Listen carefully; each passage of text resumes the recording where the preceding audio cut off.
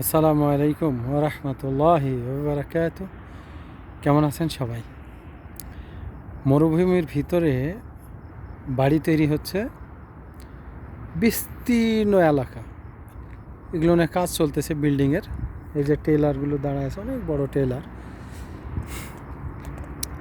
মরুভূমির মাঝখানে দাঁড়ায় দেখেন আশেপাশের দৃশ্যগুলো, মাশাআল্লাহ কত সুন্দরভাবে দেখা যাচ্ছে, শুধু লাইট আর লাইট। মানে মনে হচ্ছে যে মরুভূমিকেও আলোকসজ্জা করা হয়েছে, আলোকসজ্জায় সজ্জিত করা হয়েছে।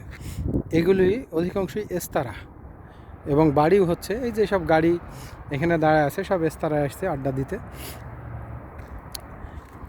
এটা আজ থেকে 3 বছর আগে এত মরুভূমি ছিল, এখানে একটা বিশাল বড় পাহাড় ছিল। এই যে বিল্ডিংগুলো দেখতেছেন, এটা একটা বিরাট পাহাড় ছিল। আমার চোখের সামনে আমার দেখা এই পাহাড়টা কেটে একদম সমান করা হয়েছে। এত উঁচা পাহাড় ছিল, এটার উপরে বিল্ডিং করা হয়েছে। পাহাড়ের ওই যে উপরটায় যে লাইটটা জ্বলতেছে, এটা একটা গ্রাম বানানো হয়েছে। এখানেও গেছিলাম, এটার উপরে উঠছি। তো এই পাহাড় কত উঁচা ছিল, মানে আপনার বললে সত্যি, মানে প্রায় 60-70 তলা বিল্ডিংয়ের সমান উঁচা ছিল এই পাহাড়টা। এটাকে কেটে সমান করা হয়েছে। এখন এটার উপরে একটা গ্রাম বানানো হয়েছে।